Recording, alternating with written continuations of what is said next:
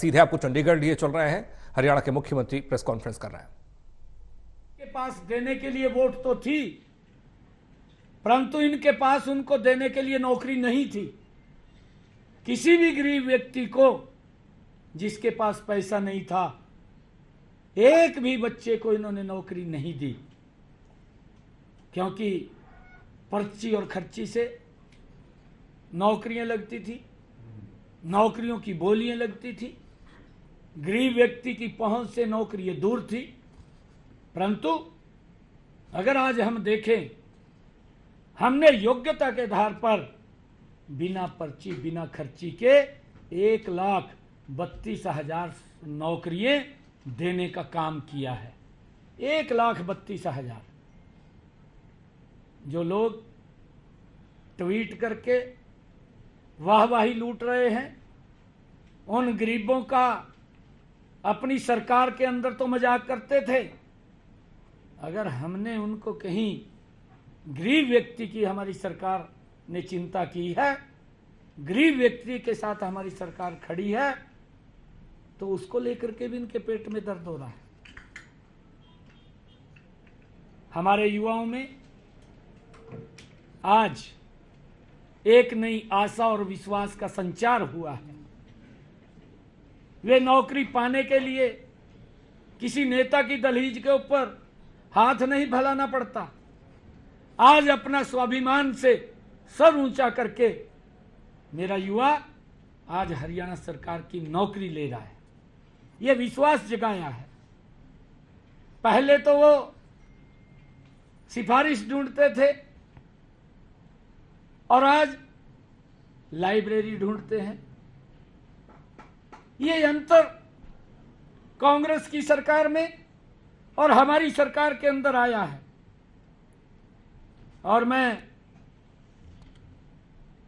ये भी बताना चाहता हूं कि हमारे हाई कोर्ट की डबल बेंच ने भी 7 दिसंबर 2018 को माननीय उच्च न्यायालय ने सरकार के सामाजिक आर्थिक आधार पर हमने जो 5 अंक दिए थे, जिसका प्रावधान किया था, उसकी सराहना भी की थी।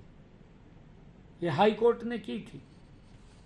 मैं बताना चाहूंगा कि हमने अंत्योदय के संकल्प को पूरा करने के लिए कमजोर वर्ग के 5 अतिरिक्त अंक देने की नीति 2018 के अंदर ये हमने बनाई थी। और इस नीति के कारण हजारों गरीब युवाओं तथा कच्चे कर्मचारियों को पक्की सरकारी नौकरी मिली है। इससे आहत होकर के कांग्रेस द्वारा प्रायोजित भर्ती रोको गैंग समय समय पर इस नीति के रास्ते में रोड़े अटकाता रहा है। मैं उनको कहना चाहूंगा कि ये भ्रम फैलाने का प्रयास न करें। सरकारी नौकरियां देते समय हमने प्रदेश के गरीब परिवारों का भी पूरा ध्यान रखा है। हमारी सरकार गरीब के साथ खड़ी है। इसलिए हमने जिनके परिवारों में कोई भी सरकारी नौकरी में नहीं है, उन उम्मीदवारों को सरकारी नौकरी में सामाजिक आर्थिक मानदंड के आधार पर 5 अंक देने का प्रावधान किया था।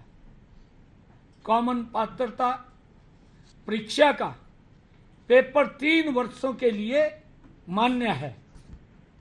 जो हमने पेपर सीईटी का लिया, उस सीईटी के अंदर ये हमारे कांग्रेस के एक ऐसे नेता हैं जिसको जानकारियां भी अधूरी रहती हैं, और वो एकदम से कोई भी निर्णय आता है, उस निर्णय की जड़ों में जाने की बजाय तुरंत एकदम भ्रम की स्थिति और झूठ फैलाने का काम करता है। और उस व्यक्ति ने, मैं हैरान इस बात से हूं कि वो बुद्धिजीवी भी बनता है, परंतु किस प्रकार से वो एकदम से उतावला हो जाता है। मैं तो ये कहना चाहूंगा कि ये कांग्रेस की सरकार ये अपने गिरेबान में झांक करके देखे अपने समय के कार्यकाल को, जिस कार्यकाल के अंदर वो मंत्री भी रहा है, जिस कार्यकाल में इस विधानसभा का सदस्य भी रहा है। ट्वीट करके सुरजेवाला साहब ने ये आरोप लगाए हैं। उन्होंने कहा कि ग्रुप डी में 13,50,000 अभ्यर्थियों ने रजिस्ट्रेशन किया और जिसमें 13,657 कुल पद थे। बिल्कुल ठीक कहा, हम इसका विरोध नहीं कर रहे हैं, परंतु मैं उसको बताना चाहता हूं कि 13,50,000 अभ्यर्थियों ने इसमें रजिस्ट्रेशन किया। 9.5 लाख युवाओं ने पेपर में उन्होंने सीईटी का पेपर दिया और 4,20,000 युवा ने क्वालिफाई किया। जो मैंने कहा है कि वो 3 वर्ष के लिए मान्य है और इस पेपर में कोई भी सोर्स ऑफ इनकम का सवाल ही नहीं है। सीईटी से ही हम अगर किसी डिपार्टमेंट के अंदर कहीं आवश्यकता पड़ती है तो हम इसी सीईटी से जिन्होंने क्वालिफाई किया है इसी से उठा करके ही उन बच्चों को रजिस्टर करने का काम करते हैं। ऐसे 11,000 युवाओं ने अपनी नौकरी को ज्वाइन किया है और उसमें से 2,657 ऐसे बच्चे थे कि जो इस सोर्स इनकम के कारण वो ज्वाइन करने थे, परंतु अभी हमने इन बच्चों के रिजल्ट को रोका हुआ था, हमने उनको ज्वाइन नहीं किया। और 11,000 जो बच्चे हैं जिन्होंने ज्वाइन किया है उनको किसी प्रकार की कोई दिक्कत, कोई समस्या नहीं है। मैं इसीलिए कहना चाहता हूं कि वो भ्रम की स्थिति ना फैलाए, एकदम ही वो उतावला हो जाता है। अरे अपने गिरेबान में तो झांक तू पहले, तेरी सरकार क्या काम करती थी, तेरी सरकार के अंदर तो जिसमें तू मंत्री था किस प्रकार से नौकरियां बिकती थी उसका कोई सिस्टम भी नहीं था और कोर्ट इनको आईना दिखाने का काम करता था, उन बच्चों को भी बाहर करता था। परंतु आज मैं ये बात कहने के लिए आया हूं कि इन 11,000 बच्चों को किसी प्रकार की कोई भी दिक्कत, समस्या नहीं है। ये मैं कहने के लिए आया हूं। और जहां तक इन्होंने एक और बात की है ग्रुप सी की, ग्रुप सी की भी इसने ट्वीट करके, क्योंकि ये उसकी जानकारी तो इसको होती नहीं है, ऐसी इनके मुखिया हैं पार्टी के, उसको भी कोई लिख करके दे देता है और वो पढ़ करके बोल देते हैं सेम पोजीशन इसकी है। ये भी उसको कोई लिख करके देता है, उसको पढ़ देता है, उसकी जानकारी में नहीं जाता। झूठ फैलाना है, क्योंकि डीएनए के अंदर है झूठ फैलाना, और उसको लेकर के लगातार ये झूठ फैलाने के अंदर लगे हुए हैं। इन्होंने जो ग्रुप सी की नौकरियों के बारे में भी बात कही है, इसमें 10,000 से अधिक युवाओं ने 2,000 पदों के लिए पेपर दिया, वो भी सीईटी से था। ये सीईटी का दूसरा भाग है और ये भाग वो है जिसमें टेक्निकल बच्चे आते हैं। और जब इनको बुलाया गया, क्योंकि उसके अंदर 4 टाइम हम बच्चों को बुलाते थे, सीईटी के अंदर हमारे पास इतने बच्चे ही नहीं थे कि वो 4 टाइम हम बुलाएं। ये इसको जानकारी भी नहीं है इस बात की कि हम जितने बच्चे हमें बुलाने थे उतने बच्चे क्वालिफाई नहीं किए, क्योंकि उसमें कोई जेई है, कोई लैब अटेंडेंट, वो टेक्निकल आधार के ऊपर ये भर्तियां हैं ग्रुप सी की। और जितने बच्चे इसके अंदर आए उन सब को हमने इंटरव्यू के अंदर शामिल किया, उनका पेपर लिया और उस पेपर के आधार के ऊपर ही हमने उनको इसके अंदर रजिस्टर किया है। अगर कोई इसके अंदर दिक्कत आती है, ये बच्चे ज़्यादा नहीं है, इनका पेपर ही होगा, इन्हीं में से ही होगा और यही वो बच्चे हैं। एक भी बच्चे को निकलने की इसके अंदर कोई गुंजाइश नहीं है।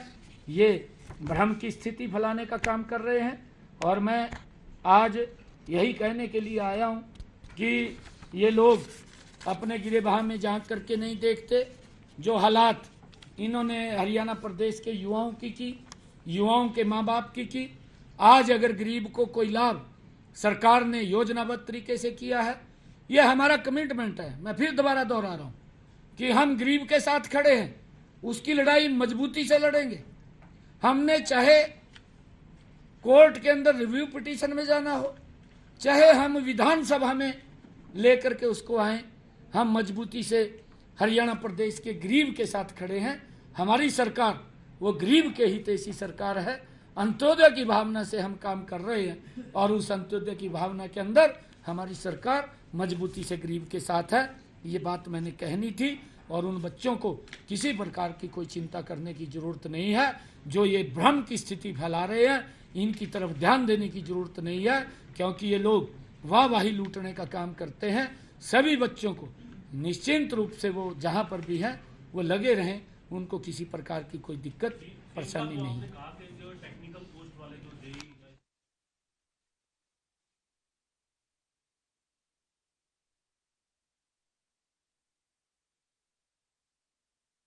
जमकर निशाना साधते हुए दिखाई दिए। खासकर प्रतियोगी छात्रों की परीक्षाओं को लेकर जिस तरीके से अड़चनें आई, उनको लेकर सरकार ने किस तरह की सुविधा दी है, वो नायब सिंह सैनी बता रहे थे। पिछली सरकार की तुलना वर्तमान सरकार से की जा रही थी।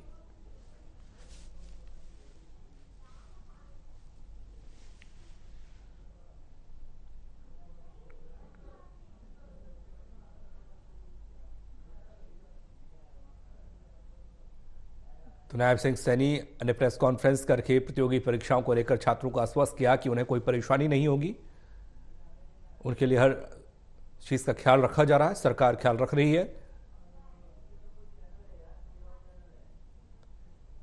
पुरानी सरकार और वर्तमान सरकार के बीच में तुलना नायब सिंह सैनी करते नजर आए। उन्होंने कहा कि किस तरीके से छात्र परेशान रहते थे परीक्षाओं को लेकर, लेकिन आज के वक्त में तमाम इस तरह की सहूलियतें छात्रों के लिए हैं कि छात्र बिना किसी परेशानी के अपनी परीक्षा को दे सकता है। जो आरोप लगाए जा रहे हैं, विपक्ष जो आरोप लगा रहा है, वो सरासर निराधार है, गलत है।